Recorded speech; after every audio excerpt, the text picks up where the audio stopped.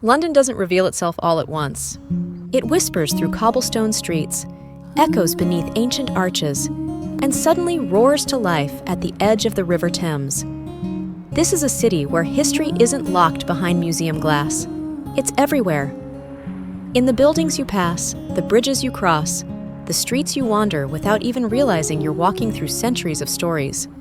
But here's the truth most people won't tell you. London can be overwhelming. So many landmarks, so many neighborhoods, so many must-sees that, without a plan, your trip can turn into a blur of tube stations, queues, and sore feet, with the feeling that you somehow still missed everything. That's why this video exists. Because with the right plan, 3 days in London isn't rushed. It's magical. It's royal palaces and iconic towers, quiet parks and dramatic skylines, timeless streets by day, glowing city views by night. In this Wanderlist guide, we're showing you exactly how to spend 3 days in London, step by step, grouping the city's biggest highlights by location, so you spend less time commuting and more time actually experiencing the city.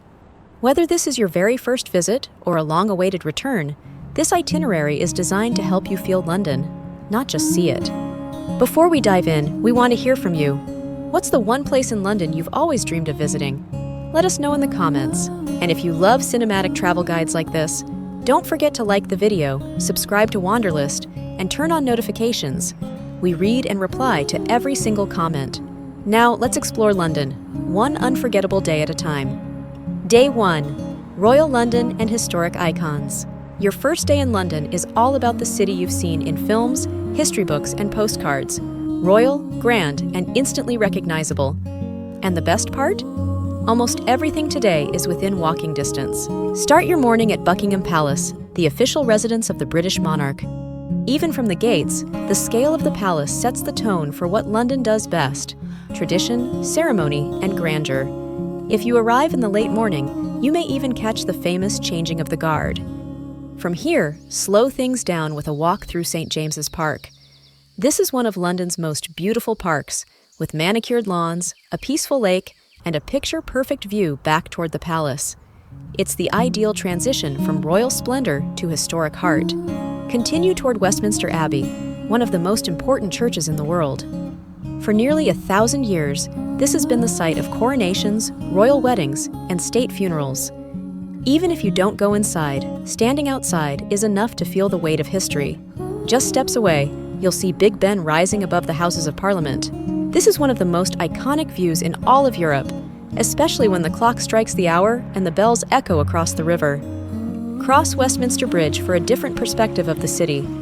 From here, the Thames curves past historic landmarks and modern London unfolds in the distance. To finish your first day, take a ride on the London Eye. As the capsules rise above the river, London reveals itself. Palaces, parks, bridges, and rooftops stretching endlessly in every direction. As the sun begins to set, walk along the South Bank, grab dinner nearby, and take it all in. This isn't just sightseeing. This is your first real moment of connection with London. And tomorrow, the city shows you a completely different side. Day 2. Towers, cathedrals, and the River Thames. Day 2 takes you deeper into London's story, where medieval fortresses stand beside glass towers, and the River Thames becomes your guide through centuries of history. Begin your morning at the Tower of London. This imposing fortress has served as a royal palace, a prison, and a treasury, and it's home to the crown jewels. Arriving early lets you explore before the crowds build, giving you space to absorb just how dramatic London's past really is. Right next door is Tower Bridge, one of the most photographed landmarks in the city. Take time to walk across and enjoy the view down the Thames. Old stone walls on one side, modern skyscrapers on the other. It's the perfect symbol of London's contrast. From here, follow the river west along the Thames path. This scenic walk reveals London at its best. Street performers, riverside cafes, and constantly changing views. Your destination is St. Paul's Cathedral, whose massive dome dominates the skyline. Step inside if you can, or simply pause outside and admire its symmetry and scale. Cross the river using Millennium Bridge, a sleek, modern footbridge that leads you straight to the creative heart of the city. Spend your afternoon at Tate Modern or the British Museum, both world-class and both offering a completely different side of London. Whether you're into modern art or ancient civilizations, This is where culture takes center stage. As evening approaches, stay along the south bank. The city begins to glow, musicians fill the air with sound, and London feels alive in a quieter, more intimate way. Have dinner by the river, watch the lights reflect on the Thames, and enjoy the balance London does so well: historic, creative, and endlessly fascinating. Tomorrow, you'll explore its neighborhoods, green spaces, and skyline views. The perfect finale. Day 3, neighborhoods, green spaces, and skyline views. Your final day in London is about slowing the pace and experiencing the city the way locals do, through its neighborhoods, parks, and unforgettable viewpoints. Start the morning in Covent Garden, one of London's most vibrant areas. Wander through its historic piazza, watch street performers, and explore small shops tucked between cafes and theaters. It's lively without being overwhelming, the perfect way to ease into the day. From here, make your way into Soho. Just a few streets away, Soho feels completely different, creative, energetic, and constantly evolving. This is a great place to grab coffee, people watch, and soak up the city's everyday rhythm. Next, head north to Camden Market, one of London's most iconic markets. Colorful stalls, street food from around the world, and live music create an atmosphere that's uniquely London. Even if you're not shopping, the experience itself is worth it. If you'd rather trade crowds for calm, swap Camden for Hyde Park, a vast green space where Londoners jog, picnic, and escape the noise of the city. Walk along the Serpentine, sit by the water, and enjoy one last moment of stillness. In the afternoon, it's time for a final panoramic view. Visit the Sky Garden for a free indoor lookout surrounded by greenery, or head to the Shard for one of the highest views in Western Europe. As the city stretches out beneath you, London feels complete.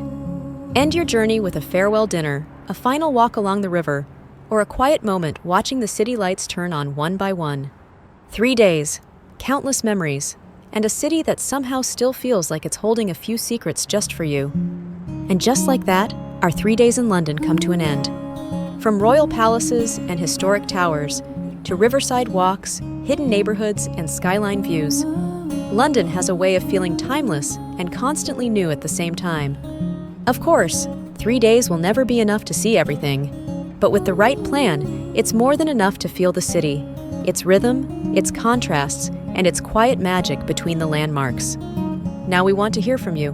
Which day of this itinerary was your favorite? Day 1, Day 2, or Day 3? Or if you've already been to London, what would you add to this list? If you enjoyed traveling with Wanderlist, make sure to like this video, subscribe, and turn on notifications so you don't miss our next journey. And remember, we read and reply to every single comment. Until the next destination, keep exploring, keep wandering, and we'll see you in the next video.